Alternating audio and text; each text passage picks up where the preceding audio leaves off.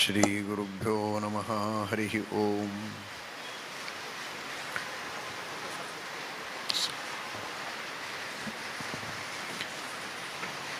ನಾರಾಯಣಂ ಸುರಗುರುಂ ಜಗದೇಕನಾಥಂ ಭಕ್ತಪ್ರಿಯಂ ಸಕಲಲೋಕನಮಸ್ಕೃತಂಚ ತ್ರೈಗುಣ್ಯವರ್ಜಿತಮಜಂ ವಿಭುಮಾದ್ಯಮೀಶಂ ವಂದೇ ಭವಘ್ನಮರಾಸುರಸಿದ್ಧವಂದ್ಯಂ. ನಾರಾಯಣಂ ನಮಸ್ಕೃತ್ಯ ನರಂ ಚೈವ ನರೋತ್ತಮಂ ದೇವೀಂ ಸರಸ್ವತೀಂ ವ್ಯಾಸಂ ತತೋ ಜಯಮುದೀರಯೇತ್. ಧರ್ಮವಿಜ್ಞಾನವೈರಾಗ್ಯಪರಮೈಶ್ವರ್ಯಶಾಲಿನಃ ಆನಂದತೀರ್ಥಭಗವತ್ಪಾದಾನ್ ವಂದೇ ನಿರಂತರಂ. ಆನಂದತೀರ್ಥೋಪದಿಷ್ಟೋ ನಿಧಿರ್ನಾರಾಯಣಃ ವಯಃ ಪ್ರದರ್ಶಿತೋ ಯೇನ ಸಮ್ಯಕ್ ಜಯತೀರ್ಥಂ ತಮಾಶ್ರಯೇ. ನೌಮಿನ್ಯಾಯಸುಧಾದಿಕೃಜ್ಜಯಮುನೀನ್ ಶ್ರೀಪಾದರಾಟ್ಸನ್ಮಣೀನ್ ವ್ಯಾಸಾರ್ಯಾನ್ ವಿವಿಧಾಗಮಾಬ್ಧಿವಿಹರಾನ್ ಶ್ರೀವಾದಿರಾಜಾನಪಿ ವಂದೇ ಹಂಸವರಾನ್ ರಘುತ್ತಮಗುರೂನ್ ವೈದಗ್ಧ್ಯವಾರಾಂ ನಿಧೀನ್ ಶ್ರೀ ಸತ್ಯವ್ರತರಾಘವೇಂದ್ರಮುನಿಪಾನ್ ಸದ್ಬೋಧಸಧ್ಯಾನಪಾನ್ ಸತ್ಯಾಭಿಜ್ಞಕರಾಬ್ಜೋತ್ಥಾನ್ ಪಂಚಾಶದ್ವರ್ಷಪೂಜಕಾನ್ ಸತ್ಯಪ್ರಮೋದತೀರ್ಥಾರ್ಯಾನ್ ನೌಮಿನ್ಯಾಯಸುಧಾರತಾನ್.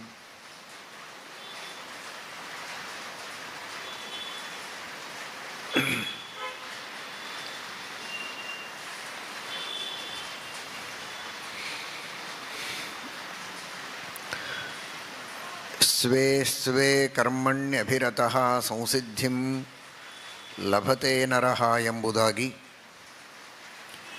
ಶ್ರೀಕೃಷ್ಣ ಪರಮಾತ್ಮ ಆದೇಶವನ್ನು ನೀಡಿದ್ದಾನೆ. ಸ್ವಸ್ವ ವರ್ಣಾಶ್ರಮೋಚಿತ ಕರ್ಮಗಳನ್ನು ತನ್ನ ಯೋಗ್ಯತೆಗೆ ತಕ್ಕಂತೆ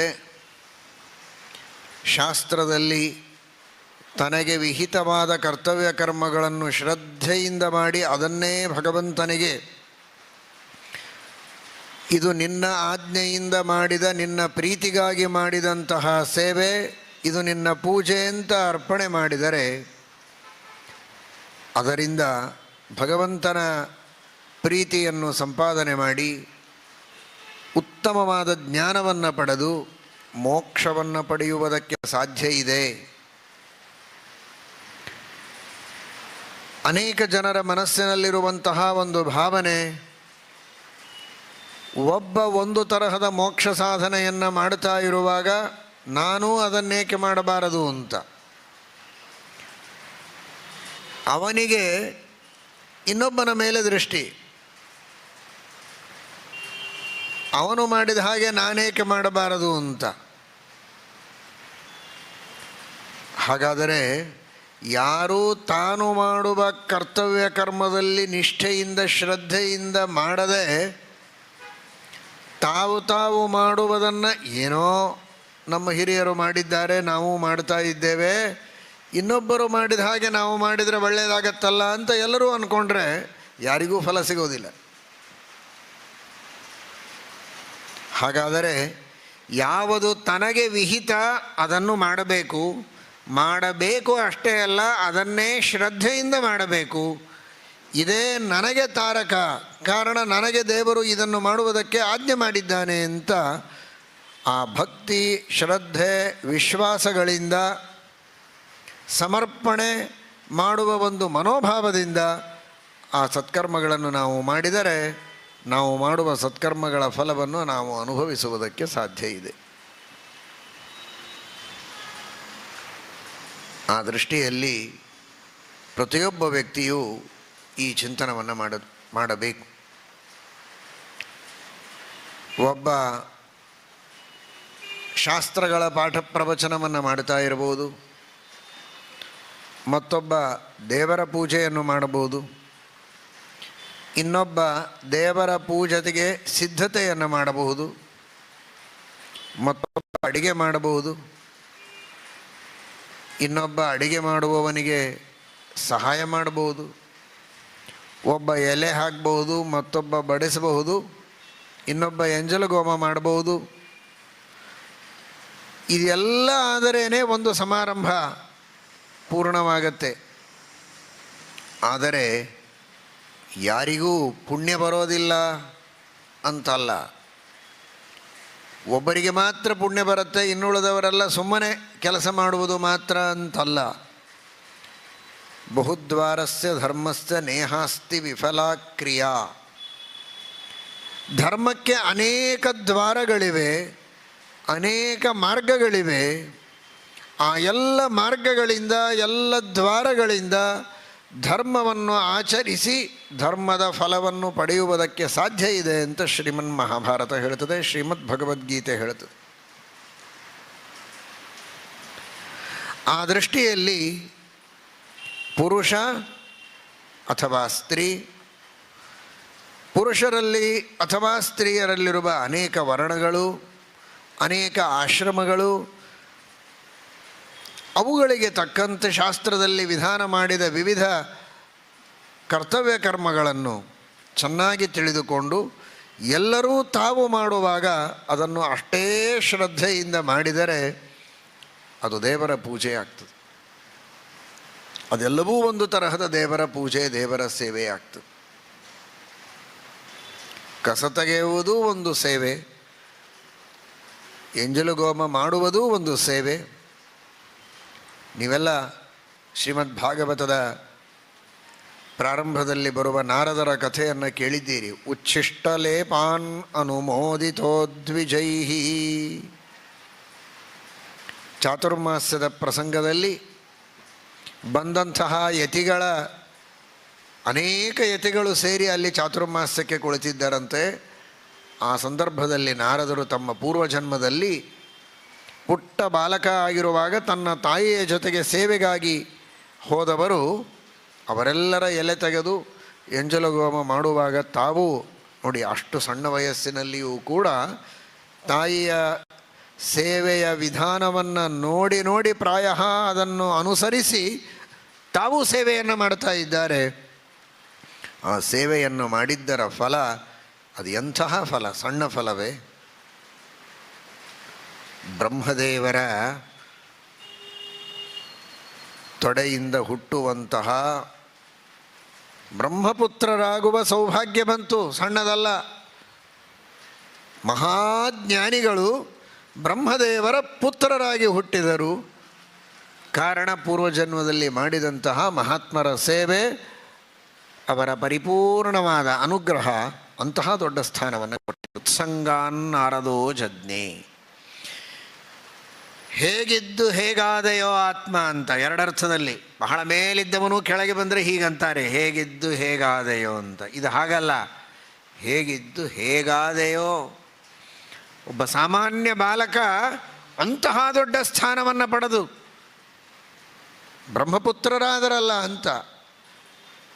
ಯಾಕಾದರೂ ಅದಕ್ಕೆ ಉತ್ತರನೂ ಅಲ್ಲೇ ಇದೆ. ಉತ್ಸಂಗಾತ್ ನಾರದೋ ಜಜ್ಞೆ. ಉತ್ಸಂಗಾತ್ ಉತ್ತಮರ ಸಂಘ, ಉತ್ಕೃಷ್ಟವಾದ ಸಂಘ. ಉತ್ತಮರ ಸಂಘವನ್ನು ಎನಗಿತ್ತು ಸಲಹೋ. ಚಿತ್ತಜ ಜನಕ, ಮುರವೈರಿ, ಶ್ರೀಕೃಷ್ಣ ಅಂತಾರೆ ಶ್ರೀಪಾದರಾಜರು. ಉತ್ಸಂಗ, ಆ ಉತ್ಕೃಷ್ಟರ ಸಂಘ, ಅದು ಉತ್ಕೃಷ್ಟವಾದ ಸಂಘ. ಉತ್ಕೃಷ್ಟರ ಸಂಘ ಇರ್ತದೆ. ಬಹಳ ದೊಡ್ಡವರ ಸಹವಾಸವನ್ನು ಮಾಡುತ್ತಾನೆ, ಸೇವೆಯನ್ನು ಮಾಡುತ್ತಾನೆ. ಆದರೆ ಅವರ ಮನಸ್ಸಿಗೆ ತೃಪ್ತಿಯಾಗೋ ಹಾಗೆ ಮಾಡೋದಿಲ್ಲ. ಏನೋ ಮಾಡ್ತಾನಲ್ಲಪ್ಪ, ಏನಾದರೂ ಅಂದರೆ ಇಷ್ಟನ್ನು ಬಿಟ್ಟು ಹೋಗಿಬಿಡ್ತಾನೋ ಏನೋ ಅನ್ನೋದಕ್ಕೆ ಏನು ಮಾಡ್ತಾನೋ, ಹೇಗೆ ಮಾಡ್ತಾನೋ ಹಾಗೆ ಸಹನೆ ಮಾಡ್ತಾ ಇರ್ತಾರೆ. ಅದಲ್ಲ, ಉತ್ಕೃಷ್ಟರ ಸಂಘ ಅಷ್ಟೇ ಅಲ್ಲ, ಉತ್ಕೃಷ್ಟವಾದ ರೀತಿಯಲ್ಲಿ ಸಂಘ. ಅವರಿಗೆ ಸಂತೋಷ ಆಗೋ ಹಾಗೆ. ಸೇವಾಧರ್ಮ ಪರಮಗಹನಃ ಯೋಗಿನಾಮಪ್ಯಗಮ್ಯ. ಅವರಿಗೆ ಸಂತೋಷವಾಗುವ ರೀತಿಯಲ್ಲಿ ಅವರ ಸೇವೆಯನ್ನು ಮಾಡಿದರೆ ಮಾಡಿದ್ದಕ್ಕೆ ನಾರದರಿಗೆ ಉತ್ಸಂಗಾನ್ ನಾರದೋಜಜ್ಞೆ, ಆ ಬ್ರಹ್ಮದೇವರ ತೊಡೆಯಿಂದ ಹುಟ್ಟುವಂತಹ ಮಹಾ ಸೌಭಾಗ್ಯ ಸಿಕ್ಕಿದೆ ಅಂತ. ಇದನ್ನು ತಿಳಿದರೆ ಹಾಗಾದರೆ ಸೇವೆ ಇಂಥದ್ದು ಅಂಥದ್ದು ಅನ್ನೋದು ಮಹತ್ವದ್ದಲ್ಲ, ಆ ಸೇವೆಯನ್ನು ಮಾಡುವಾಗ ಇರುವಂತಹ ಮನಸ್ಸಿನಲ್ಲಿರುವ ಭಕ್ತಿ, ಶ್ರದ್ಧೆ, ಆ ನಿಷ್ಠೆ ಅದು ಮಹತ್ವದ್ದು.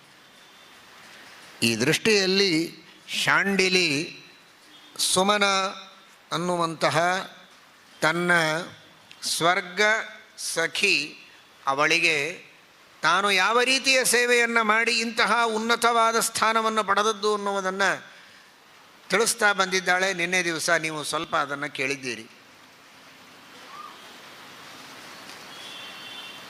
ಕುಟುಂಬಾರ್ಥೇ ಸಮಾನೀತಂ ಚ, ಕುಟುಂಬ ಭರಣ, ಕುಟುಂಬದ ರಕ್ಷಣೆ, ಇದಕ್ಕೋಸ್ಕರ ಏನೆಲ್ಲ ಮಾಡಬೇಕು ಮಾಡಿಸಬೇಕು, ಯಾವುದರಲ್ಲಿಯೂ ನನಗೆ ಆಲಸ್ಯ ಇಲ್ಲ. ಅಲ್ಲ, ನಾನೊಬ್ಬ ಸಾಧಕಳು ಅಂತನ್ನುವ ದೃಷ್ಟಿಯಿಂದ ಕರ್ತವ್ಯ ಕರ್ಮದಲ್ಲಿ ನಾನು ಚ್ಯುತಳಾಗ್ತಾ ಇರಲಿಲ್ಲ. ಧರ್ಮ ಮಾರ್ಗದಲ್ಲಿಯೇ ಇದ್ದವರಷ್ಟೇ ಅಲ್ಲ, ಬಹಳಷ್ಟು ಧರ್ಮದಲ್ಲಿ, ಜ್ಞಾನದಲ್ಲಿ, ಶ್ರವಣದಲ್ಲಿ, ಅಧ್ಯಯನದಲ್ಲಿ ತೊಡಗಿದ್ದಾರೆ. ಇದು ಅತ್ಯಂತ ಸಂತೋಷದ ವಿಷಯ, ಬಹಳ ಸಂತೋಷದ ಸಂಗತಿ. ಇಷ್ಟು ಧರ್ಮ ಮಾರ್ಗದಲ್ಲಿ ಆಸಕ್ತಿ, ವಿಶೇಷವಾಗಿ ಇತಿಹಾಸ ಪುರಾಣಗಳ ಶ್ರವಣ, ದಾಸ ಸಾಹಿತ್ಯದ ಅಧ್ಯಯನ, ಅದರ ಪರೀಕ್ಷೆ, ಕಂಠಪಾಠ, ಸಂಶೋಧನೆ, ಲೇಖನೆ, ಇದೆಲ್ಲ ಒಂದು ದೊಡ್ಡ ಸೌಭಾಗ್ಯದ ಸಂಗತಿ, ಸಂತೋಷದ ಸಂಗತಿ, ಬಹಳ ಉತ್ತಮವಾದಂತಹ ಬೆಳವಣಿಗೆ. ಆದರೆ ಇದರ ಜೊತೆಗೆ ಗೃಹಕೃತ್ಯಗಳನ್ನು ಮರೆಯಬಾರದು ಅನ್ನುವುದನ್ನು ಚೆನ್ನಾಗಿ ಅರ್ಥ ಮಾಡಿಕೊಳ್ಳಬೇಕು. ಅದನ್ನು ವೇದವ್ಯಾಸದೇವರು ಹೇಳಿದ್ದು, ಇತಿಹಾಸ ಪುರಾಣಗಳಲ್ಲಿ ಅದನ್ನೇ ದಾಸರಾಯರು ತಿಳಿಸಿಕೊಟ್ಟಿದ್ದಾರೆ. ಗೃಹಕರ್ಮವ ಮಾಡುತ್ತಾ ಅಂತ ಹೇಳ್ತಾರೆ. ಗೃಹಕೃತ್ಯವನ್ನು ಮಾಡ್ತಾನೇ ಭಗವಂತನ ಸ್ಮರಣೆಯನ್ನು ಮಾಡಬೇಕು, ಶಾಸ್ತ್ರಗಳ ಅಧ್ಯಯನವನ್ನು ಮಾಡಬೇಕು. ನಮ್ಮ ದಾಸ ಸಾಹಿತ್ಯ, ಸೌರಭ ದಾಸ ಸಾಹಿತ್ಯ ವಿದ್ಯಾಲಯದ ವಿದ್ಯಾರ್ಥಿನಿಯರು, ಅನೇಕ ಮಹಿಳೆಯರು ಅದೇ ರೀತಿ ಮಾಡ್ತಾ ಇದ್ದದ್ದು ಒಂದು ಕಡೆಗೆ ಸಂತೋಷದ ಸಂಗತಿ. ಅಡುಗೆನೇ ಮಾಡ್ತಾ ಇರ್ತಾರೆ. ಮಾಡುವಾಗ ಅಡುಗೆ ಮನೆಯಲ್ಲಿ ಎದುರಿಗೆ ಒಂದು ತಾವು ಕಂಠಪಾಠ ಮಾಡಬೇಕಾದ ಪದ್ಯಗಳು, ಹರಿಕಥಾಮೃತ ಸಾರದ ಅನೇಕ ಶ್ಲೋಕಗಳು, ಇವುಗಳನ್ನೆಲ್ಲ ಬರೆದುಕೊಂಡು ಅಥವಾ ಪ್ರಿಂಟೌಟ್ ತೆಗೆದುಕೊಂಡು ಒಂದು ಗೋಡೆಗೆ ಅಂಟಿಸಿ ಒಂದು ಕಡೆಗೆ ಕಂಠಪಾಠ ಮಾಡ್ತಾ ಇರೋದು, ಇನ್ನೊಂದು ಕಡೆಗೆ ಅಡುಗೆ ಮಾಡ್ತಾ ಇರೋದು. ನಿಜವಾಗಿಯೂ ಆ ಅಡುಗೆ ಎಷ್ಟು ಪವಿತ್ರವಾದಂತಹ ಅಡುಗೆ! ಅದು ಹರಿಕಥಾಮೃತ ಸಾರ. ಆ ಅಮೃತ ಸಾರವನ್ನು ಮುಖದಿಂದ ಹೇಳ್ತಾ ಮಾಡಿದ ನಿಜವಾದಂತಹ ಅಮೃತನೇ ಅದು. ಗೃಹಕರ್ಮವ ಮಾಡುತ್ತಾ ಬೇಸರಿಸದೆ ಅಂತ. ಮತ್ತೆ ಇದೇನೋ ಮಾಡಬೇಕಲ್ಲಪ್ಪ ಗೃಹಕರ್ಮ, ನನ್ನ ಕರ್ಮ ಅಂತನದೇ ಬೇಸರಿಸದೆ, ಇದು ಭಗವಂತನ ಸೇವೆ, ಇದು ಪರಮಾತ್ಮನ ಪೂಜೆ. ದೇವರಿಗೆ ನೈವೇದ್ಯವನ್ನು ಸಮರ್ಪಣೆ ಮಾಡುವಂತಹ ಅಡುಗೆ ಮಾಡುವ ಕಾರ್ಯ ಅಂದರೆ ಸಾಕ್ಷಾತ್ ಮಹಾಲಕ್ಷ್ಮೀ ದೇವಿಯೇ ಒಳಗೆ ನಿಂತು, ನನ್ನಲ್ಲಿ ನಿಂತು ಈ ಅಡುಗೆಯನ್ನು ಮಾಡಿಸ್ತಾ ಇದ್ದಾಳೆ. ವಾಯುದೇವರು, ಲಕ್ಷ್ಮೀದೇವಿ ನಿಂತು ಅಡುಗೆಯನ್ನು ಮಾಡಿಸಿ ದೇವರಿಗೆ ಸಮರ್ಪಣೆ ಮಾಡ್ತಾ ಇದ್ದಾರೆ. ನಾನು ಅಧಿಷ್ಠಾನ ಮಾತ್ರ, ನಿಮಿತ್ತ ಮಾತ್ರ. ಅಷ್ಟಕ್ಕೂ ನನಗೆ ಪುಣ್ಯವನ್ನು ಕೊಟ್ಟು ಉದ್ಧಾರ ಮಾಡುತ್ತಾರೆ. ಈ ಪುಣ್ಯ ಇನ್ನಷ್ಟು ದೇವರಲ್ಲಿ ಭಕ್ತಿ, ದೇವರ ಮಹಿಮೆಯನ್ನು ತಿಳಿದುಕೊಳ್ಳುವಂತಹ ಸೌಭಾಗ್ಯವನ್ನು ನನಗೆ ನೀಡಲಿ ಎನ್ನುವ ಅನುಸಂಧಾನದಿಂದ ಆ ರೀತಿಯ ಕಾರ್ಯವನ್ನು ಮಾಡಬೇಕು. ಮಾಡುವಾಗ ಯಾವುದೇ ರೀತಿಯ ಬೇಸರ ಇರಬಾರದು. ಮಕ್ಕಳ ಆಡಿಸುವಾಗ ಮಡದಿಯಲ್ಲಿ ಅಕ್ಕರದಿ ನಲಿಯುವಾಗ ಅಂತ ಹೇಳಿದ ಹಾಗೆ, ಮಕ್ಕಳನ್ನು ಆಡಿಸುವಾಗಲೂ ಕೂಡ ಅಷ್ಟೆ. ಆ ಮಗುವನ್ನು ನೋಡ್ತಾ ಇರುವಾಗ, ಮಗುವಿನ ಆಟಪಾಠಗಳನ್ನು ನೋಡಿ ಸಂತೋಷ ಪಡ್ತಾ ಇರುವಾಗ, ಮಗು ಆರೋಗ್ಯದಿಂದ ಸರಿಯತ್ತೋ, ಅಂಬೆಗಾಲು ಹಾಕತ್ತೋ, ಗೋಡೆ ಹಿಡಿದು ನಡೀತದೋ ದೇವರು ಮಾಡಿದ ದೊಡ್ಡ ಅನುಗ್ರಹ. ಅದೆಷ್ಟೋ ಗರ್ಭದೊಳಗೆ ಪ್ರಾಣವನ್ನು ಕಳೆದುಕೊಳ್ಳುವ ಪ್ರಸಂಗ ಇರುತ್ತೆ. ಹುಟ್ಟಿದ ಕೆಲವು ದಿನಗಳಲ್ಲಿ ಕೆಲವರಿಗೆ, ಬಹಳ ದಿನ ಇದ್ದರೂ ಅನಾರೋಗ್ಯದಿಂದ ಬಾಳುವಂತಹ ಪರಿಸ್ಥಿತಿ, ಇದ್ಯಾವುದೂ ಇಲ್ಲದಂತೆ ಸುರಕ್ಷಿತವಾಗಿ ಹುಟ್ಟಿ ಆರೋಗ್ಯದಿಂದ ಬದುಕಿ ಆಟಪಾಠಗಳಲ್ಲಿ ತೊಡಗಿ ತಾನೂ ಆನಂದದಿಂದ ನಗತಾ ಇದ್ದು ತನ್ನ ಬಂಧು ಬಳಗದವರೆಲ್ಲ ನಗತಾ ಆನಂದ ಪಡುವಂತೆ ಮಾಡ್ತಾ ಇದೆ ಅಂತಂದರೆ ಅದು ಒಳಗಿದ್ದ ಗೋಪಾಲಕೃಷ್ಣನ ಲೀಲೆ ಎಂಬುದಾಗಿ ಅನುಸಂಧಾನ ಮಾಡಿದರೆ, ಒಂದು ಕಡೆಗೆ ದಶಮಸ್ಕಂಧದಲ್ಲಿ ಕೇಳುವ ಶ್ರೀಕೃಷ್ಣ ಪರಮಾತ್ಮನ ಲೀಲೆ ಅದು ಪ್ರತ್ಯಕ್ಷವಾಗಿ ದೇವರು ಆ ಕಾಲದಲ್ಲಿ ತೋರಿಸಿದ್ದು, ಈಗ ಅಂತರ್ಯಾಮಿಯಾಗಿ ಭಗವಂತ ಎಲ್ಲ ಮಕ್ಕಳಲ್ಲಿದ್ದು ಮಾಡುವಂತಹ ಲೀಲೆ ಅಂತ ಚಿಂತನೆ ಮಾಡಿದರೆ, ಆ ಕಡೆಗೆ ಕೃಷ್ಣ ಲೀಲೆಯನ್ನು ಕೇಳಿದಂತೆ ಈ ಕಡೆಗೆ ಕೃಷ್ಣ ಲೀಲೆಯನ್ನು ನೋಡಿದಂತೆ. ಇವನೇ ಕೃಷ್ಣ ಅಂತ ತಿಳಿಯಬಾರದು, ಮತ್ತೆ ಅದು ಪಾಪ. ಈ ಸಣ್ಣ ಪಾಪ ಆ ಕೃಷ್ಣ ಆಗೋದು ಹೇಗೆ? ಹಾಗೆ ತಿಳಿದರೆ ಅದು ಮಹಾಪಾಪ. ಅದನ್ನು ತಿಳಿಯುವುದಲ್ಲ, ಅಂತರ್ಯಾಮಿಯಾಗಿ ಭಗವಂತ ಇದ್ದಾನೆ, ಅವನ ಲೀಲೆ ಎಂಬುದಾಗಿ ಅರ್ಥ ಮಾಡಿಕೊಂಡಾಗ ಮಾತ್ರ ಅದು ಒಂದು ಸಾಧನೆಯಾಗ್ತದೆ. ಆ ದೃಷ್ಟಿಯಲ್ಲಿ ಯಾವುದೇ ಕಾರ್ಯಗಳನ್ನು ಮಾಡುವಾಗಲೂ ಬೇಸರಿಸದೆ ಶ್ರದ್ಧೆಯಿಂದ ಶಾಸ್ತ್ರೋಕ್ತವಾದ ರೀತಿಯಲ್ಲಿ ಮಾಡ್ತಾ, ನಾನು ಜ್ಞಾನಿ ಜ್ಞಾನಿನಿ ಅಂತನ್ನುವ ಯಾವುದೇ ಭಾವನೆ ಪುರುಷ ಅಥವಾ ಸ್ತ್ರೀಗೆ ಅಹಂಕಾರ ಇಲ್ಲದಂತೆ, ನಾನೊಬ್ಬ ಹರಿವಾಯು ಗುರುಗಳ ಅನುಗ್ರಹಕ್ಕೆ ಪಾತ್ರನಾದ ಸಾಮಾನ್ಯ ವ್ಯಕ್ತಿ, ಯಥಾಶಕ್ತಿ ಸೇವೆಯನ್ನು ಮಾಡ್ತಾ ಇದ್ದೇನೆ ಎನ್ನುವ ದೃಷ್ಟಿಯಲ್ಲಿ ಅಗ್ನಿ ಸಂರಕ್ಷಣ ಪರ ಗ್ರಹಶುದ್ಧಿಂಚಕಾರಯೇ ಕುಮಾರಾನ್ ಪಾಲಯೇ ನಿತ್ಯಂ ಕುಮಾರೀಂ ಪರಿಶಿಕ್ಷಯೇ. ಏನು ಶಬ್ದಗಳು ನೋಡಿ, ಶಾಂಡಿಲಿ ಎಂತಹ ಶಬ್ದಗಳನ್ನು ಪ್ರಯೋಗ ಮಾಡ್ತಾಳೆ. ಕುಮಾರಾನ್ ಪಾಲಯೇ ನಿತ್ಯಂ, ಮಕ್ಕಳನ್ನು ಚೆನ್ನಾಗಿ ರಕ್ಷಣೆ ಮಾಡ್ತೇನೆ. ಮಕ್ಕಳನ್ನೇ ರಕ್ಷಣೆ ಮಾಡೋದಿಲ್ಲ, ಮಕ್ಕಳನ್ನು ಯಾರಿಗೋ ಕೊಟ್ಟು ಹೋಗಿಬಿಡ್ತಾರೆ ಕೆಲಸಕ್ಕೆ. ಮಕ್ಕಳನ್ನು ಚೆನ್ನಾಗಿ ರಕ್ಷಣೆ ಮಾಡಬೇಕು. ಮಕ್ಕಳ ರಕ್ಷಣೆ ಅನೇಕ ರೀತಿಯಿಂದ, ಮಕ್ಕಳ ರಕ್ಷಣೆ ಪಾಲನೆ, ಉಣಿಸೋದು, ಹಾಲು ಕುಡಿಸೋದು, ತಿನ್ನಿಸೋದು, ಬೆಳೆಸೋದು ಒಂದು ಬೇರೆ, ಅದೊಂದು ತರಹದ ರಕ್ಷಣೆ. ಅಲ್ಲಿ ಇಲ್ಲಿ ಆಪತ್ತುಗಳಿಗೆ ಒಳಗಾಗದಂತೆ ನೋಡಿಕೊಳ್ಳಬೇಕು ಅನ್ನುವುದು ಒಂದು ತರಹದ ರಕ್ಷಣೆ. ಇದಲ್ಲದೆ ಮುಖ್ಯವಾಗಿ ಕೌಮಾರ ಆಚರೇತ್ ಪ್ರಾಜ್ಞ ಧರ್ಮಾನ್ ಭಾಗವತಾನಿಹ ದುರ್ಲಭಂ ಮಾನುಷಂ ಜನ್ಮ ತದಪ್ಯಧ್ರುವಮರ್ಥದಂ. ಪುಟ್ಟ ವಯಸ್ಸಿನಲ್ಲಿರುವಾಗಲೇ ಅವರಿಗೆ ಆ ಧರ್ಮವನ್ನು ಪರಿಪಾಲನೆ ಮಾಡುವುದಕ್ಕೆ ಕಲಿಸಬೇಕು.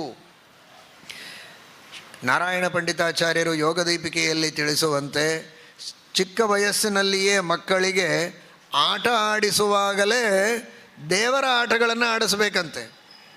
ರುಕ್ಮಿಣಿ, ಕೃಷ್ಣ, ಸೀತಾರಾಮ ಅಂತಹ ಆಟದ ಗೊಂಬೆಗಳನ್ನೇ ಕೊಟ್ಟು ಅವರ ಮದುವೆ ಮಾಡಿಸಿದ ಹಾಗೆ, ಆ ಕೃಷ್ಣನ ಬೇರೆ ಬೇರೆ ಲೀಲೆಗಳನ್ನು ತೋರಿಸುವಂತಹ ಗೊಂಬೆಗಳು, ರಾಮನ ಪಟ್ಟಾಭಿಷೇಕ, ಈ ತರಹದ ಗೊಂಬೆಗಳನ್ನೇ ಕೊಟ್ಟು ಆಡಿಸ್ತಾ ಇದ್ದರೆ ಆ ಚಿಕ್ಕ ವಯಸ್ಸಿನಿಂದ ರಾಮ ಕೃಷ್ಣ ಅಂತ ಶಬ್ದಗಳು ಬಾಯಿಯಲ್ಲಿ ಬರ್ತಾ, ಆ ಕಥೆಗಳು ಮನಸ್ಸಿನಲ್ಲಿ ಸುಳಿಯುತ್ತಾ, ಆ ಮಕ್ಕಳಿಗೆ ರಾಮಮಯವಾದ ಕೃಷ್ಣಮಯವಾದಂತಹ ಒಂದು ಸಂಸ್ಕಾರ ಮನಸ್ಸಿನಲ್ಲಿ ಬಹಳ ದೃಢವಾಗಿ ನಿರೂಢವಾಗ್ತದೆ. ಅದು ಮುಂದೆ ಬಹಳ ದೊಡ್ಡ ಫಲವನ್ನು ಕೊಡುತ್ತದೆ.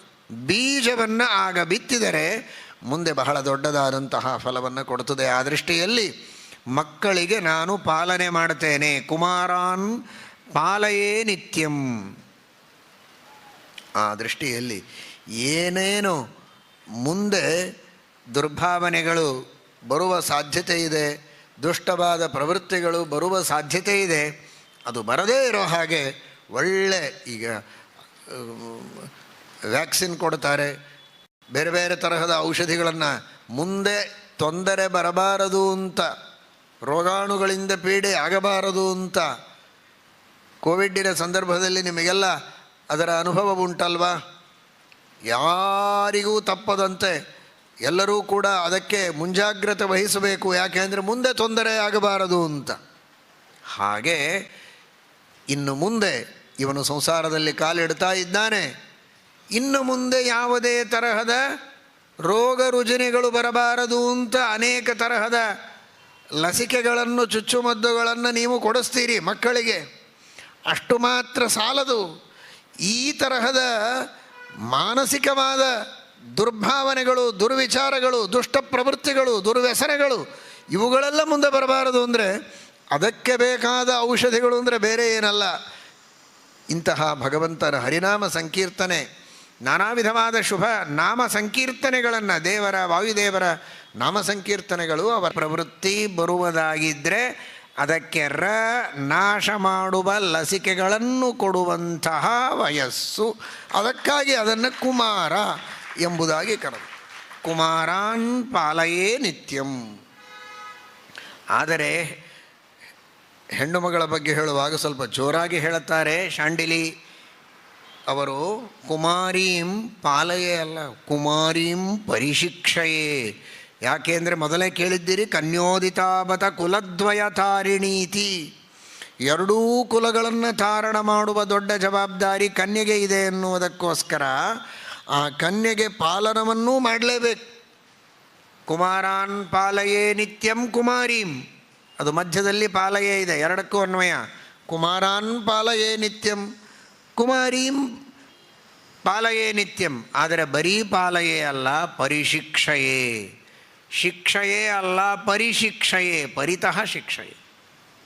ಬಹಳಷ್ಟು ಕಾಳಜಿ ಮಾಡಿ ಹೆಜ್ಜೆ ಹೆಜ್ಜೆಗೆ ಅವಳನ್ನು ತಿದ್ದಿ ತೀಡಿ ಸನ್ಮಾರ್ಗದಲ್ಲಿ ಇರುವಂತೆ ಮಾಡ್ತೇನೆ ಅಂದರೆ, ಯಾಕಂದರೆ ಅವಳ ಜವಾಬ್ದಾರಿ ದೊಡ್ಡದು. ಅವಳು ನಮ್ಮ ಮನೆಗೂ ಕೀರ್ತಿಯನ್ನು ಕೊಡುವವಳು. ತಾನು ಯಾರ ಮನೆ ಸೇರ್ತಾಳೆ ಆ ಮನೆಗೂ ಕೀರ್ತಿಯನ್ನು ಕೊಡುವವಳು ಅನ್ನುವುದಕ್ಕಾಗಿ ಅವಳ ಜವಾಬ್ದಾರಿ ದೊಡ್ಡದು. ಅವಳು ಹೆಚ್ಚು ಗುಣವಂತಳಾಗಬೇಕು, ಶೀಲವಂತಳಾಗಬೇಕು, ಧರ್ಮವಂತಳಾಗಬೇಕು ಅನ್ನುವುದಕ್ಕಾಗಿ ಎಷ್ಟು ಸಾಧ್ಯವೋ ಅಷ್ಟು ಅವಳಿಗೆ ಉತ್ತಮವಾದ ಉಪದೇಶಗಳನ್ನು ಮಾಡಿ, ಉತ್ತಮವಾದಂತಹ ಸಂಸ್ಕಾರಗಳನ್ನು ಕೊಟ್ಟು, ಮಾರ್ಗದರ್ಶನವನ್ನು ಮಾಡಿ ಅವಳನ್ನು ನಾನು ಸಿದ್ಧಪಡಿಸ್ತೇನೆ. ಇಷ್ಟಕ್ಕೂ ಮೇಲಾಗಿ ಕುಮಾರರ ಪರಿಶಿಕ್ಷಣ ಬೇಡವೇ? ಕುಮಾರರ ಪರಿಶಿಕ್ಷಣವನ್ನು ಗಂಡ ಮಾಡುತ್ತಾನೆ. ಕುಮಾರರಿಗೆ ವಿಶೇಷವಾಗಿ ಹೇಳಬೇಕಾದ ಶಾಸ್ತ್ರಗಳ ಉಪದೇಶ, ಅಭ್ಯಾಸ ಮಾಡಿಸೋದು, ಅಧ್ಯಯನ ಮಾಡಿಸೋದು, ಅದೆಲ್ಲ ತಕ್ಕ ಮಟ್ಟಿಗೆ ಅವನಿಗೆ ಸನ್ಮಾರ್ಗದ ಉಪದೇಶವನ್ನು ನಾನೂ ಮಾಡಿರ್ತೇನೆ. ಆದರೆ ವಿಶೇಷವಾಗಿ ಹೆಚ್ಚಿನ ಉಪದೇಶವನ್ನು ಗಂಡ ಮಾಡುತ್ತಾನೆ ಅಂತ ನಾನು ಹೆಣ್ಣು ಮಗಳಿಗೆ, ನಾನೂ ಒಬ್ಬ ಹೆಣ್ಣು ಮಗಳಾಗಿ ಅವಳ ಎಲ್ಲ ಸುಖ ದುಃಖಗಳನ್ನು ಚೆನ್ನಾಗಿ ತಿಳಿದುಕೊಂಡು ಯಾವ ರೀತಿ ಜೀವನದಲ್ಲಿರಬೇಕು, ಯಾವ ರೀತಿ ಧರ್ಮ ಮಾರ್ಗದಲ್ಲಿರಬೇಕು, ಇದೆಲ್ಲವನ್ನು ಅವಳಿಗೆ ಚೆನ್ನಾಗಿ ಕೊಟ್ಟಿದ್ದೇನೆ ಅಂತ ಶಾಂಡಿಲಿ ಸುಮನ ಅವಳಿಗೆ ತಿಳಿಸಿಕೊಡ್ತಾ ಇದ್ದಾಳೆ. ಇದನ್ನು ಎಲ್ಲ ಮಹಿಳೆಯರು ಕೂಡ ಚೆನ್ನಾಗಿ ತಿಳಿಯಬೇಕು. ಈ ಎಲ್ಲ ಅಧ್ಯಯನೋತ್ಸುಕರಾಗಿರುವಂತಹ ಎಲ್ಲ ದಾಸ ಸಾಹಿತ್ಯ ವಿದ್ಯಾಲಯದ ವಿದ್ಯಾರ್ಥಿನಿಯರು ಕೂಡ ತಿಳಿಯಬೇಕಾದದ್ದು, ತಾವೆಲ್ಲ ಭಾಗವಹಿಸಿ ಈ ಒಂದು ಅಧ್ಯಯನ ಮಾರ್ಗದಲ್ಲಿ, ಜ್ಞಾನ ಮಾರ್ಗದಲ್ಲಿ ರತರಾದದ್ದು ಬಹಳ ಸಂತೋಷದ ಸಂಗತಿಯಾದರೂ ಕೂಡ ಅದರ ಜೊತೆಗೆ ನಿಮ್ಮ ಮಕ್ಕಳನ್ನು ಈ ಮಾರ್ಗದಲ್ಲಿ ತರಬೇಕಾದದ್ದು ಬಹಳ ಮಹತ್ವ ಇದೆ. ಕುಮಾರಾನ್ ಪಾಲಯೇ ನಿತ್ಯಂ ಕುಮಾರೀಂ ಪರಿಶಿಕ್ಷಯೇ. ಅವರನ್ನೂ ಈ ಸನ್ಮಾರ್ಗದಲ್ಲಿ ತರಬೇಕು, ಅವರೂ ಜ್ಞಾನವಂತರಾಗುವಂತೆ ಮಾಡಬೇಕು, ಅವರೂ ನಿಷ್ಠಾವಂತರಾಗುವಂತೆ, ದೀಕ್ಷಾವಂತರಾಗುವಂತೆ ಮಾಡಬೇಕು. ಅವರೆಲ್ಲರ ರಕ್ಷಣೆಗೆ ಬಾಹ್ಯವಾದ ನಾನಾ ವಿಧವಾದ ವ್ಯವಸ್ಥೆಗಳು, ಉಪದೇಶ, ಸನ್ಮಾರ್ಗದರ್ಶನದ ಜೊತೆಗೆ ಅವರು ಸ್ವಯಂ ಆಧ್ಯಾತ್ಮಿಕ ಕವಚವನ್ನು ತೊಡುವಂತೆ ಮಾಡಬೇಕು. ನರಸಿಂಹದೇವರ ಸುಳಾದಿ, ದುರ್ಗಾ ಸುಳಾದಿ, ಮಧ್ವನಾಮ, ಇಂತಹ ಅನೇಕ ಪರಮಾತ್ಮನ, ಲಕ್ಷ್ಮೀದೇವಿಯ, ವಾಯುದೇವರ, ದೇವತೆಗಳ, ಗುರುಗಳ ಒಂದು ಭದ್ರವಾದ ಅನುಗ್ರಹದ ರಕ್ಷಾ ಕವಚವನ್ನು ಅವರು ತೊಡಬೇಕು. ಹಾಗಾದರೆ ಇವತ್ತಿನ ಬಾಹ್ಯ ಪ್ರಪಂಚದೊಳಗೆ ಏನೆಲ್ಲ ನಾನಾ ವಿಧವಾದಂತಹ ಆಪತ್ತುಗಳಿವೆ, ವಿಪತ್ತುಗಳಿವೆ, ಅನೇಕ ಜನರಿಂದ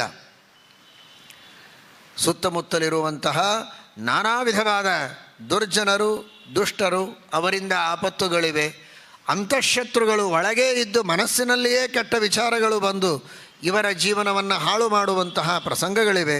ಅಂತಹ ಅಂತಃಶತ್ರುಗಳಿಗೂ ಬಹಿಶತ್ರುಗಳಿಗೂ ಎಲ್ಲರಿಗೂ ಕೂಡ ಅಸ್ತ್ರವಾಗಿ ಇರುವಂತಹ ಅಥವಾ ಅವರಿಂದ ಬರುವ ಆಘಾತಗಳನ್ನು ತಪ್ಪಿಸುವುದಕ್ಕೆ ಕವಚವಾಗಿ ಇರುವಂತಹ ಈ ಎಲ್ಲ ದೇವತೆಗಳ, ಭಗವಂತನ ಅನುಗ್ರಹ ಪರಿಪೂರ್ಣವಾಗಿರಬೇಕು. ಆ ದೃಷ್ಟಿಯಲ್ಲಿ ಮಕ್ಕಳನ್ನು ನಾವು ರಕ್ಷಣೆ ಮಾಡಬೇಕು, ನಾನು ಹಾಗೆ ಮಾಡ್ತೇನೆ ಎಂಬುದಾಗಿ ಅವಳು ತಿಳಿಸಿಕೊಡ್ತಾಳೆ. ಆತ್ಮಪ್ರಿಯಾಣಿ ಹಿತ್ವಾಪಿ ಗರ್ಭ ಸಂರಕ್ಷಣೆ ರತ ಬಾಲಾನಾಂ ವರ್ಜಯೇ ನಿತ್ಯಂ ಶಾಪಂ ಕೋಪಂ ಪ್ರತಾಪನಂ. ಎಂತಹ ಮಾತನ್ನು ಹೇಳ್ತಾರೆ ನೋಡಿ. ಅದಕ್ಕೆ ನಾನು ಮೊದಲು ಹೇಳಿದೆ, ಹುಟ್ಟಿದ ಮಕ್ಕಳ ಮೇಲೆ ಸಹಜವಾಗಿಯೇ ತಾಯಂದಿರಿಗೆ ಪ್ರೀತಿ ಇರುತ್ತದೆ, ಬೆಳೆಸ್ತಾರೆ.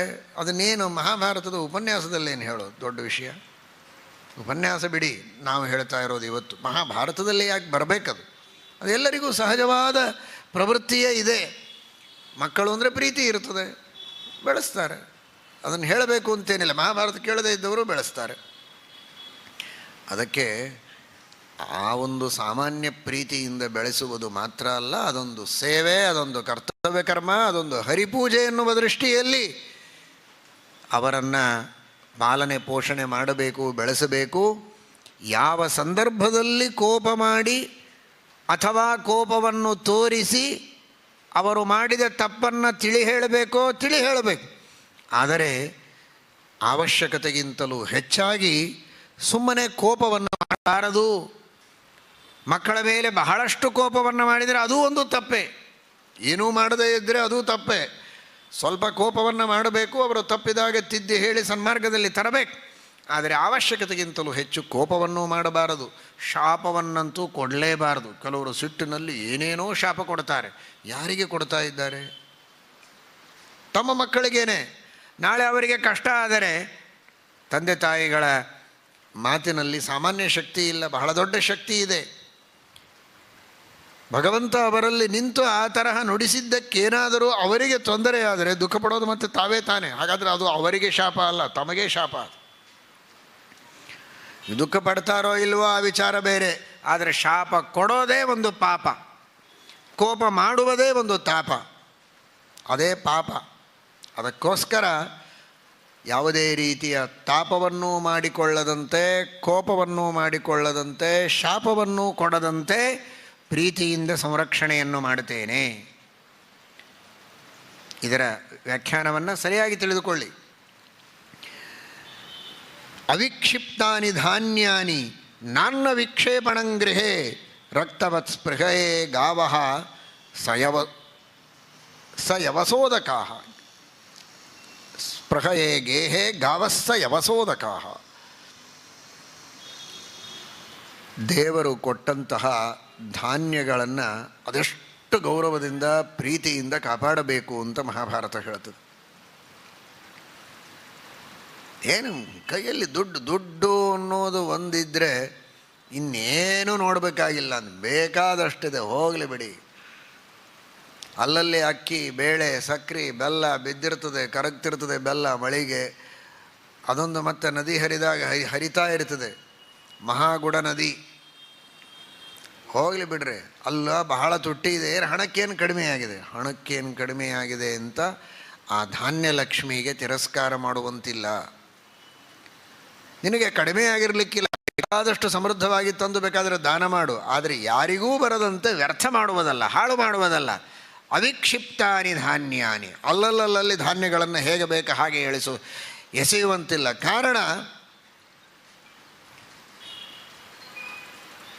ಇದನ್ನು ಒಬ್ಬರು ಕೊಟ್ಟಿದ್ದಾರೆ, ಬಹಳ ಚೆನ್ನಾಗಿರುವ ವಸ್ತು, ಎಲ್ಲಿಯೋ ಎಸೆದು ಬಿಟ್ಟರೆ ಅಯ್ಯೋ ಅಷ್ಟು ಅಭಿಮಾನದಿಂದ ಪ್ರೀತಿಯಿಂದ ಕೊಟ್ಟಿದ್ದಾರೆ, ಎಸೆಯೋದು ಸರಿಯಲ್ಲ. ಇನ್ನೊಬ್ಬರು ಯಾರೋ ಪೆನ್ ಕೊಟ್ಟಿರ್ತಾರೆ, ಬಹಳ ಪ್ರೀತಿಯಿಂದ ಒಂದು ಒಳ್ಳೆ ಪೆನ್ನು ತಂದು ಕೊಟ್ಟಿದ್ದಾರೆ. ಅದನ್ನು ಹಾಗೇ ಅವರು ನೋಡ್ತಾ ಇರುವಾಗಲೇ ದೂರ ಎಸೆದು ಬಿಟ್ಟರೆ ಎಷ್ಟು ಬೇಜಾರಾಗ್ತದೆ. ನೀವು ಬರಿತಿರೋ ಬಿಡ್ತಿರೋ, ಆದರೆ ಆ ಪ್ರೀತಿಯಿಂದ ಕೊಟ್ಟದ್ದಕ್ಕೆ ತಿರಸ್ಕಾರ ಮಾಡಬಾರ್ದಲ್ವ. ಈ ಒಂದು ಭಾವನಾತ್ಮಕ ದೃಷ್ಟಿಯಿಂದ ನೋಡಿ, ಸಾಮಾಜಿಕ ದೃಷ್ಟಿ ಒಂದು ಬೇರೆ, ಅದನ್ನು ನಂತರ ತಿಳಿಯಿರಿ. ಈ ದೃಷ್ಟಿಯಿಂದ ನೋಡಿದರೆ ಅದೆಷ್ಟು ಪ್ರೀತಿಯಿಂದ ದೇವರು ನಮಗೆ ಕೊಟ್ಟಿದ್ದಾನೆ. ಒಂದು ಅಕ್ಕಿಯನ್ನು ನನಗೆ ಕೊಡುವುದಕ್ಕೋಸ್ಕರ ದೇವರು ಮಾಡಿದ ಪ್ರಯತ್ನ ಎಷ್ಟು. ಪ್ರಯತ್ನ ಅಂದ ಕ್ಷಣಕ್ಕೆ ಕೆಲವರು ಮುಜುಗರ ಮಾಡಿಕೊಳ್ತಾರೆ, ಅದೇನು ದೇವರಿಗೆ ಪ್ರಯತ್ನ ಅಂತಾರಲ್ಲ, ಏನು ಶ್ರಮ ಉಂಟಾ, ಪ್ರಯತ್ನ ಅಂದರೆ ಕಷ್ಟ ಅಂತ ಅರ್ಥ ಅಲ್ಲ, ಪ್ರಯತ್ನ ಅಂದರೆ ಪ್ರಯತ್ನ ಅಷ್ಟೇ. ಪ್ರಮೇಯ ದೀಪಿಕೆಯಲ್ಲಿ ಟೀಕಾಕೃತ್ಪಾದರು ಹೇಳ್ತಾರೆ, ನಾವೆಲ್ಲ ಮಾಡುವ ಪ್ರಯತ್ನಕ್ಕಿಂತಲೂ ದೇವರು ಮಾಡುವ ಪ್ರಯತ್ನ ಬಹಳ ಬಹಳ ಬಹಳ ಇದೆ. ಒಂದೊಂದು ಕಾರ್ಯದೊಳಗೂ ಶ್ರಮ ಇಲ್ಲ, ಪ್ರಯತ್ನ ಇದೆ. ಅನಾಯಾಸವಾಗಿ ಮಾಡ್ತಾನೆ, ಲೀಲೆಯಿಂದ ಮಾಡ್ತಾನೆ, ಆದರೆ ಪ್ರಯತ್ನ ಬಹಳ ಮಾಡ್ತಾನೆ. ಆ ಮೂಲವಾದ ಪ್ರಕೃತಿ ತತ್ವ, ಪ್ರಕೃತಿ ತತ್ವದಿಂದ ಮಹತ್ತತ್ವ, ಅದರಿಂದ ಅಹಂಕಾರ ತತ್ವ, ಅದರಲ್ಲಿಯ ತಾಮಸ ಅಹಂಕಾರ, ಅದರಿಂದ ಪಂಚಮಹಾಭೂತಗಳು, ಆ ಎಲ್ಲ ಪಂಚಮಹಾಭೂತಗಳಿಂದ ಇದರ ಸೃಷ್ಟಿಯಾಗ್ತದೆ, ಮಳೆ ಆಗ್ತದೆ. ಇದೀಗ ಕೇಳಿದಿರಿ, ಬೇರೆ ಬೇರೆ ನದಿಗಳು ಸಮುದ್ರ ಸೇರ್ತವೆ, ಅಲ್ಲಿಂದ ಎವಾಪರೇಟ್ ಆಗಿ ನೀರು ಮೇಲೆ ಹೋಗ್ತದೆ, ಅದು ಮಳೆ ಆಗ್ತದೆ, ಭೂಮಿಯ ಮೇಲೆ ಬೀಳುತ್ತದೆ. ಅಲ್ಲಿರುವಂತಹ ಬೀಜಗಳು ಅವುಗಳು ಬೆಳೆಯುತ್ತವೆ, ಸಸ್ಯಗಳು ಬೆಳೆದು ನಾನಾ ವಿಧವಾದಂತಹ ಧಾನ್ಯಗಳೆಲ್ಲ ತಯಾರಾಗ್ತವೆ. ಇದನ್ನೆಲ್ಲ ಮಾಡಬೇಕು ದೇವರು. ಎಲ್ಲಿಯೋ ಇದ್ದ ಪೆನ್ನನ್ನು ಪಕ್ಕದ ಅಂಗಡಿಯಲ್ಲಿಯೇ ಇದ್ದದ್ದನ್ನು 10 ರೂಪಾಯಿ ಕೊಟ್ಟು ತಂದು ಕೊಟ್ರೇನೆ ಅವನೆದುರಿಗೆ ಅದನ್ನು ಎಸೆದರೆ ಅವನಿಗೆ ಬೇಜಾರಾಗೋದಾದರೆ ಇದು ಯಾವ ಅಂಗಡಿಯಲ್ಲಿ ತಂದು ಕೊಟ್ಟದ್ದಲ್ಲ. ಇಷ್ಟೆಲ್ಲ ತತ್ವಗಳ ಸೃಷ್ಟಿಕ್ರಮದೊಳಗೆ ಅಂತಹ ಅದ್ಭುತವಾದ ವಿಶ್ವದ ನಾನಾ ವಿಧವಾದಂತಹ ತತ್ವಗಳನ್ನು ಉಪಯೋಗಿಸಿ ಒಂದು ಅಕ್ಕಿಯನ್ನು ದೇವರು ಸೃಷ್ಟಿ ಮಾಡ್ತಾನೆ, ಒಂದು ಬೇಳೆಯನ್ನು ಸೃಷ್ಟಿ ಮಾಡ್ತಾನೆ. ಒಂದೊಂದರೊಳಗೆ ಒಂದೊಂದು ಗುಣಧರ್ಮ. ಅಕ್ಕಿಯಿಂದ ಆಗುವ ಲಾಭ ಬೇಳೆಯಿಂದಲ್ಲ, ಬೇಳೆಯಿಂದ ಆಗುವುದು ಅಕ್ಕಿಯಿಂದಿಲ್ಲ. ಇಷ್ಟೆಲ್ಲ ವಿಶೇಷವಾದ ವಸ್ತುಗಳನ್ನು, ಅಪರೂಪದ ವಸ್ತುಗಳನ್ನು ಸೃಷ್ಟಿ ಮಾಡಿ ನಮಗಾಗಿ ಕೊಟ್ಟಾಗ ಆ ದೇವರ ಪ್ರೀತಿಗಾಗಿ ನಮಗೆಷ್ಟು ಬೇಕೋ ಅಷ್ಟು ತಿನ್ನಬಹುದೇ ಹೊರತು ಚಲ್ಲಿ ತುಳಿದು ತಿರಸ್ಕಾರ ಮಾಡಲಿಕ್ಕೆ ನಮಗೆ ಅಧಿಕಾರ ಇಲ್ಲ. ಆ ರೀತಿ ಮಾಡಿದರೆ ದೇವರಿಗೆ ಮಾಡುವ ಅದೊಂದು ಅಪಚಾರ ಅನ್ನುವ ದೃಷ್ಟಿಯಲ್ಲಿ ಶಾಂಡಿಲಿ ಎಲ್ಲರಿಗೂ ಕೂಡ ತಿಳಿಸ್ತಾಳೆ. ಅವಿಕ್ಷಿಪ್ತಾನಿ ಧಾನ್ಯಾನಿ, ಆಚೆ ಈಚೆ ಎಸೆಯುವಂತಿಲ್ಲ. ಅದು ಧಾನ್ಯ ಲಕ್ಷ್ಮಿಗೂ ತಿರಸ್ಕಾರ, ಧಾನ್ಯ ನಾರಾಯಣನಿಗೂ ತಿರಸ್ಕಾರ. ಸಾಮಾಜಿಕವಾಗಿ ನಾವು ತುಳಿದು ಹಾಳು ಮಾಡಿ ಚಲ್ಲಿ ನಾಶ ಮಾಡುವುದನ್ನೇ ಸುರಕ್ಷಿತವಾಗಿಟ್ಟು ನಮಗೆ ಜಾಸ್ತಿ ಆಗಿದ್ದರೆ ಮತ್ತೊಬ್ಬರಿಗೆ ಕೊಟ್ಟರೆ ಒಬ್ಬರ ಬಡವರ ಹೊಟ್ಟೆಯಾದರೂ ತುಂಬುತ್ತೆ. ಅದನ್ನು ಹಾಳು ಮಾಡುವುದರಲ್ಲಿ ಏನು ಅರ್ಥ ಇದೆ? ಎಂದಿಗೂ ಹಾಳು ಮಾಡಬಾರದು. ಅದನ್ನು ಸಾರ್ಥಕವಾಗಿ ಸಜ್ಜನರಿಗೆ ಉಪಯೋಗವಾಗುವಂಥ 4 ಜನರಿಗೆ ಸರಿಯಾಗಿ ವಿತರಣೆಯನ್ನು ಮಾಡಬೇಕು ಅಂತ ತಿಳಿಸಿಕೊಡ್ತಾ ಇದ್ದಾರೆ. ಅವಿಕ್ಷಿಪ್ತಾನಿ ಧಾನ್ಯಾನಿ ನಾನ್ನ ವಿಕ್ಷೇಪಣಂಗೃಹೆ. ಧಾನ್ಯವನ್ನೂ ಆಚೆ ಈಚೆ ಎಸೆಯೋದಿಲ್ಲ, ಅನ್ನವನ್ನೂ ಎಸೆಯೋದಿಲ್ಲ. ಬೇಕಾದಷ್ಟು ಗೋವುಗಳಿಗೂ ಕೂಡ ಪ್ರೀತಿಯಿಂದ ಹೊಟ್ಟೆ ತುಂಬ ಆಹಾರ, ಹೊಟ್ಟೆ ತುಂಬ ಒಳ್ಳೆ ನೀರು. ಮಕ್ಕಳಿಗೆ ಎಷ್ಟು ಪ್ರೀತಿಯಿಂದ ನೋಡಿಕೊಳ್ತೇವೋ ಅಷ್ಟೇ ಪಶುಗಳಿಗೆ, ದನಗಳಿಗೆ, ಆಕಳಿಗೆ ಅಷ್ಟೇ ಪ್ರೀತಿಯಿಂದ ಸೇವೆ ಮಾಡ್ತಾ ಇದ್ದೆ. ಸಸ್ಯಗಳಿಗೂ ಹಾಗೆ.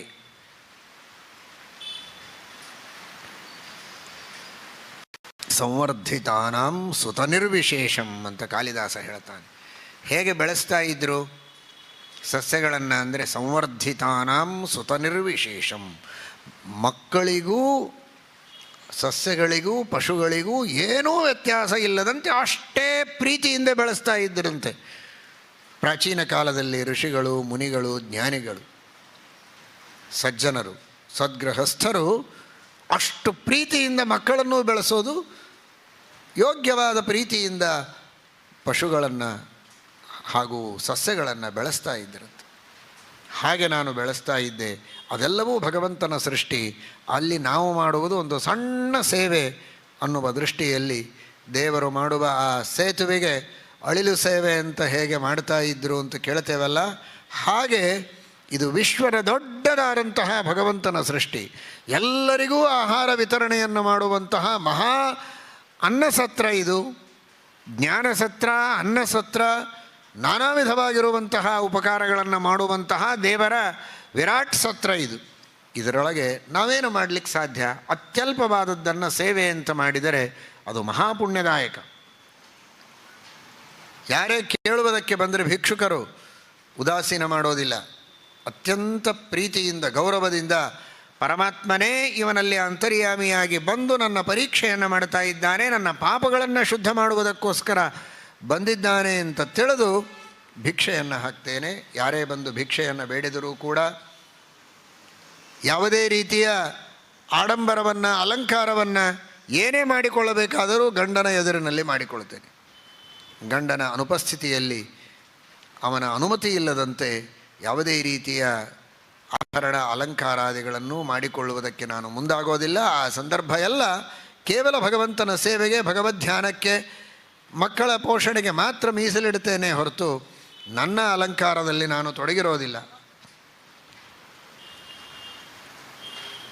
ಈ ರೀತಿ ನೋತ್ಥಾಪಯೇ ಸುಖಂ ಸುಪ್ತಂ ಹ್ಯಾತುರಂ ಪಾಲಯೇ ಪತಿಂ ಆತುರೇಶ್ವಪಿ ಕಾರ್ಯೇಶು. ಸುಖವಾಗಿ ಮಲಗಿದಾಗ ಸುಮ್ಮನೆ ಎಬಸಬಾರದಂತೆ. ಎಬಿಸುವ ಹೊತ್ತು ಬಂದಿದ್ದರೆ ಎಬಸಬೇಕು. ಇದನ್ನು ಕೇಳಿಬಿಟ್ರೆ ಕೆಲವರಿಗೆಲ್ಲ ದಯವಿಟ್ಟು ಈ ಶ್ಲೋಕವನ್ನು ಇನ್ನೊಂದು ಸಲ ಹೇಳಿ, ಒನ್ಸ್ ಮೋರ್. ಯಾಕಪ್ಪ ಅಂತ ಕೇಳಿದರೆ, ಇದನ್ನು ನಾವು ಸುವರ್ಣಾಕ್ಷರಗಳಿಂದ ಬರೆದು ನಮ್ಮ ಮನೆಯಲ್ಲಿ ಹಚ್ತೇವೆ. ಯಾಕಂದರೆ ಭಾಳ ಬೇಗ ಎಬ್ಬಿಸಿಬಿಡ್ತಾರೆ ನಮ್ಮನ್ನು. ಅದಕ್ಕೋಸ್ಕರ ಮಹಾಭಾರತದ ಆದೇಶ ಅಂತ ನಾವು ಹೇಳುವುದಕ್ಕೆ ಅನುಕೂಲವಾಗ್ತದೆ ಅಂತ ಅನೇಕ ಜನ ಕೇಳೋ ಹಾಗೆ ಅನ್ನಿಸ್ತಾ ಇದೆ ಅವರ ಬಾಡಿ ಲ್ಯಾಂಗ್ವೇಜ್ ನೋಡಿದರೆ. ನೋತ್ಥಾಪಯೇ ಸುಖಂ ಸುಪ್ತಂ, ಸುಖವಾಗಿ ಮಲಗಿದಾಗ ಎಬ್ಬಿಸಬಾರದಂತೆ. ಇದರ ಬಗ್ಗೆ ಆದಿಪರ್ವದಲ್ಲಿ ಬರ್ತದೆ. ಭೀಮಸೇನ ದೇವರು ಎಲ್ಲರನ್ನೂ ಅರಗಿನ ಮನೆಯಿಂದ ದಾಟಿಸಿ ಆಚೆಗೆ ಕರೆದುಕೊಂಡು ಹೋಗ್ತಾರೆ. ರಾತ್ರಿ ಆಗಿರುತ್ತದೆ, ಎಲ್ಲ ಮಲಗಿರ್ತಾರೆ. ಆ ಸಂದರ್ಭ ಅಲ್ಲಿ ಹಿಡಿಂಬಾಸುರನ ಪ್ರೇರಣೆಯಂತೆ ಯಾವುದಾದರೂ ಮಾಂಸ ಸಿಕ್ಕರೆ ತೊಗೊಂಡು ಬಾ, ನರಮಾಂಸ ಸಿಕ್ಕರೆ ತೆಗೆದುಕೊಂಡು ಬಾ ಅಂತ ರಾಕ್ಷಸ. ಹೀಗಾಗಿ ನರಮಾಂಸ ಬಹಳ ಪ್ರೀತಿ. ಆಗ ಹಿಡಿಂಬಿ ಬರ್ತಾಳೆ. ಹುಡುಕ್ತಾ ಅಲ್ಲಿ ಭೀಮಸೇನ ದೇವರು ಭೇಟಿ ಆಗ್ತಾರೆ. ಮುಂದೆ ಮದುವೆ ಆಗ್ತದೆ, ಅದೆಲ್ಲ ವಿಷಯ ಬೇರೆ ಕಥೆ. ಆ ಸಂದರ್ಭದಲ್ಲಿ ಎಲ್ಲರೂ ಮಲಗಿರ್ತಾರೆ. ಭೀಮಸೇನ ದೇವರಿಗೆ ಕುಂತಿ ನೀರಡಿಕೆಯಾಗಿದೆ, ನೀರು ಬೇಕು ಅಂತ ಕೇಳ್ತಾಳೆ. ನೀರು ತರಬೇಕು ಅಂತ ಭೀಮಸೇನ ದೇವರು ಹೋಗ್ತಾರೆ. ನೀರು ತರಬೇಕು ಅಂತ ಭೀಮಸೇನ ದೇವರು ಹೋದರೆ ನೋಡಿ, ಭೀಮಸೇನ ದೇವರು ಜಗನ್ನಿಯಾಮಕರು, ಅದನ್ನು ಮರೆಯಬೇಡಿ, ಮನಸ್ಸಿನಲ್ಲಿರಲಿ. ಆದರೆ ಆ ಅವತಾರ ಕಾಲದಲ್ಲಿ ಹೇಗೆ ತೋರಿಸ್ತಾರೆ, ನಾಟಕ ಮಾಡುತ್ತಾರೆ. ಅಹೋ ಮಹೀಯೋ ಮಹತಾಂ ವಿಡಂಬನಂ. ಅವರು ನೀರು ತರಬೇಕು ಅಂತ ಹೋದರೆ ನೀರಿಗೆ ಪಾತ್ರೆ ಇರೋದಿಲ್ಲ ಭೀಮಸೇನ ದೇವರ ಕೈಯಲ್ಲಿ. ಹೇಗೆ ತರಬೇಕು? ತಾಯಿ ಕೇಳ್ತಾ ಇದ್ದಾಳೆ ನೀರು ಬೇಕು ಅಂತ, ತರೋದಕ್ಕೆ ಕೈಯಲ್ಲಿ ಪಾತ್ರೆ ಇಲ್ಲ. ಉತ್ತರೀಯೇಣ ಪಾನೀಯಂ ಅನಯಾಮಾಸ ಭಾರತ. ಮೈ ಮೇಲಿರುವಂತಹ ಉತ್ತರೀಯವನ್ನು, ಬಟ್ಟೆಯನ್ನು 4 ಪದರು ಮಾಡಿ ಅದರೊಳಗೆ ನೀರು ತೆಗೆದುಕೊಂಡು ಬರ್ತಾರೆ. ಆ ಭೀಮಸೇನ ದೇವರ ಅದಂಥ ಮೈ ಮೇಲಿರುವ ಬಟ್ಟೆ ಅದೆಲ್ಲ ಹೊಲಸು, ಬೆವರಿರ್ತದೆ. ಅಂಥದ್ರೊಳಗೆ ಹೇಗೆ ನೀರು ತಂದರು, ಅದನ್ನು ಕುಡಿಯೋದು ಹೇಗೆ? ಯಾರವರು ತಂದವರು? ಸತ್ವ ಮಹಾಸತ್ವ ಸೂಕ್ಷ್ಮ ಸತ್ವರಾದಂತಹ, ಅತಿ ಪರಿಶುದ್ಧರಾದಂತಹ, ಪರಶುಕ್ಲತ್ರಯದಲ್ಲಿ ಸೇರಿದಂತಹ ಭೀಮಸೇನ ದೇವರು. ಅದಂತಹ ಗಂಧ, ಅದೇನು ಸುಗಂಧ, ಅದೇನು ದಿವ್ಯವಾದಂತಹ ಪಾವಿತ್ರ್ಯ.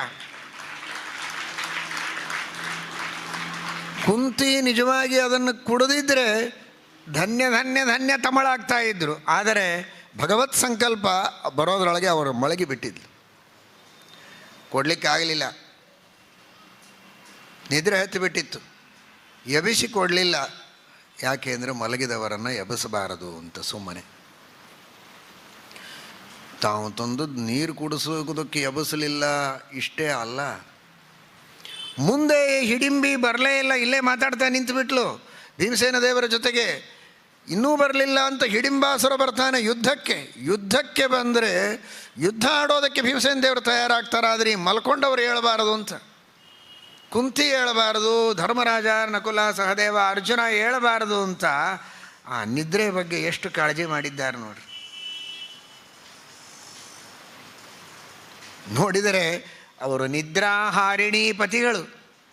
ದೃಶ್ಯಂತೀಂ ಹೃದ್ರಹಂ ಮಾಂ ಧೃತಮನಿಲಬಲಾದ್ರಾವಯಂತೀಂ ಅವಿದ್ಯಾ ನಿದ್ರಾಂ ವಿದ್ರಾವ್ಯ ಸದ್ಯೋ ರಚನ ಪಟುಮಥಾಪಾದ್ಯ ವಿದ್ಯಾ ಸಮುದ್ರ. ಅಂತಹ ಮಹಾನುಭಾವರು ಆ ನಿದ್ರಾ ವಿದ್ರಾವಣ ಮಾಡುವ ಚಾತುರ್ಯವನ್ನು ಪಡೆದ ಭಾರತೀ ಪತಿಗಳು, ಸ್ವಯಂ ನಿದ್ರಾ ವಿದ್ರಾವಕರು. ಆದರೆ ಧರ್ಮಶಾಸ್ತ್ರದ ಪ್ರಕಾರ ಈ ಲೌಕಿಕವಾಗಿ ಎಷ್ಟು ಹೊತ್ತು ಯೋಗ್ಯ ಕಾಲದಲ್ಲಿ ಮತ್ತೆ ಏನು ಸೂರ್ಯೋದಯ ಪ್ರಾತಃ ಬ್ರಾಹ್ಮ ಮುಹೂರ್ತದವರೆಗೆ, ಬ್ರಾಹ್ಮ ಮುಹೂರ್ತ ಕಾಲದಲ್ಲಿ ಎಬ್ಬಿಸಲೇಬೇಕು. ಆದರೆ ಅಲ್ಲಿಯವರೆಗೆ ನಿದ್ರಾ ಕಾಲ ಅದು, ಆ ಕಾಲದಲ್ಲಿ ಎಬ್ಬಿಸಬಾರದು ಅನ್ನೋದಕ್ಕೆ ದೂರ ಕರೆದುಕೊಂಡು ಹೋಗಿ ಯುದ್ಧ ಆಡ್ತಾರೆ. ಯುದ್ಧದ ಪ್ರಸಂಗದೊಳಗೆ ಇದೆಲ್ಲ ಸಣ್ಣ ಸಣ್ಣದೆಲ್ಲಿ ನೋಡೋದು, ಎಲ್ಲಿ ಬಂದಲ್ಲೇ ಹೊಡೆದು ಬಿಡೋದು ಅಲ್ಲ. ಅಂತಹ ಘೋರವಾದ ಯುದ್ಧದ ಪ್ರಸಂಗದಲ್ಲಿಯೂ ಬಂದ ಆಪತ್ತನ್ನು ಪರಿಹಾರ ಮಾಡಿಕೊಂಡ್ರೆ ಸಾಕು ಅನ್ನುವಂತಹ ಸಾಮಾನ್ಯರ ದೃಷ್ಟಿಯಲ್ಲಿ ಅದು ಭಯದ ವಾತಾವರಣ, ಒಂದು ಉದ್ವಿಗ್ನತೆಯ ಪ್ರಸಂಗ ಅಂತಾಗಿದ್ದರೂ ಕೂಡ ಭೀಮಸೇನ ದೇವರು ಲೋಕಶಿಕ್ಷಣ ಮಾಡ್ತಾರೆ. ಅವರಿಗೇನು ಭಯ ಇಲ್ಲ, ದೂರ ಕರೆದುಕೊಂಡು ಹೋಗಿ ಯುದ್ಧ ಮಾಡ್ತಾರೆ. ಆಮೇಲೂ ಎಚ್ಚರ ಆಗ್ತದೆ, ಆ ವಿಚಾರ ಬೇರೆ. ಆದರೆ ಆ ಪ್ರಯತ್ನವನ್ನು ಮಾಡಬೇಕು ಅನ್ನುವುದನ್ನು ಭೀಮಸೇನ ದೇವರು ತೋರಿಸಿಕೊಟ್ಟಿದ್ದಾರೆ. ಈ ಸಂದರ್ಭದಲ್ಲಿ ಶ್ರೀಮಠ್ ಟೀಕಾಕೃತ್ಪಾದರಿಗೆ ಗುರುಗಳ ಬಗ್ಗೆ ಇರುವಂತಹ ಭಕ್ತಿ ಎಷ್ಟು ಅನ್ನುವುದನ್ನು ನಾವಿಲ್ಲಿ ಅರ್ಥ ಮಾಡಿಕೊಳ್ಳಬೇಕು. ಅದೇನು ಭಕ್ತಿ, ಅದೇನು ಸ್ಮರಣ ಮಾಡುವಂತಹ ಅವರ ಒಂದು ಅನುಸಂಧಾನದ ಪದ್ಧತಿ ಅಂದರೆ, ಜನ್ಮಾಧಿಕರಣದಲ್ಲಿ ಶ್ರೀಮನ್ಯಾಯಸುಧಾದಲ್ಲಿ ಭೇದ ಪ್ರತಿನಿಧಿ ವಿಶೇಷವನ್ನು ಸಮರ್ಥನ ಮಾಡುವಂತಹ ಪ್ರಸಂಗ. ಆ ಪ್ರಸಂಗದಲ್ಲಿ ಪಟ ಹಾಗೂ ಪಟದಲ್ಲಿರುವ ಶುಕ್ಲ ರೂಪಕ್ಕೂ ಅತ್ಯಂತ ಭೇದ ಇದೆ, ಆದರೂ ಕಾರ್ಯದಲ್ಲಿ ವ್ಯತ್ಯಾಸ ಇದೆ. ಅದೇನು ಕಾರ್ಯದಲ್ಲಿ ವ್ಯತ್ಯಾಸ ಅಂದರೆ ಜಲಾಹರಣಾದ್ಯರ್ಥಕ್ರಿಯಾ ಭೇದ ಅಂತಾರೆ. ಇದೊಂದು ದೊಡ್ಡ ಸಮಸ್ಯೆ ಎಲ್ಲ ಪಾಠ ಪ್ರವಚನ ಮಾಡುವಂತಹ ವ್ಯಕ್ತಿಗಳಿಗೆ. ಅದೇನು ಘಟ ಹಾಗೂ ಘಟದಲ್ಲಿರುವಂತಹ ಒಂದು ಧರ್ಮ, ಅದಕ್ಕೆ ಅಭೇದ ಇದ್ದರೂ ಭೇದ ಕಾರ್ಯ ಅಂದರೆ ಜಲಾಹರಣಾದಿ ಅರ್ಥಕ್ರಿಯಾ ಅಂತ ಅನ್ನಬೇಕು. ಪಟ ಮತ್ತು ಪಟದಲ್ಲಿರುವಂತಹ ಶೌಕ್ಲ್ಯ ಅಂತ ಹೇಳಿದಾಗ ಜಲಾಹರಣಾದಿ ಅರ್ಥಕ್ರಿಯಾ ಭೇದ ಅನ್ನುವುದು ಹೇಗೆ ಅಂತ ಅದಕ್ಕೆ ಮಹಾನುಭಾವರಾದ ಯಾದವಾರ್ಯರು ಒಂದು ಉಪದೇಶ ಮಾಡಿದ್ದಾರೆ. ಇದು ಅತದ್ಗುಣ ಸಂವಿಜ್ಞಾನ ಬಹುವರೀಹಿ ಜಲಾಹರಣಾದ್ಯರ್ಥಕ್ರಿಯಾಭೇದ ಅನ್ನುವುದಕ್ಕೆ ಶೀತನಿವಾರಣಾದ್ಯರ್ಥಕ್ರಿಯಾಭೇದ ಅಂತ ವ್ಯಾಖ್ಯಾನ ಮಾಡಿದ್ದಾರೆ. ಅದು ಅತ್ಯಂತ ಮಾನ್ಯವಾದ ವ್ಯಾಖ್ಯಾನ.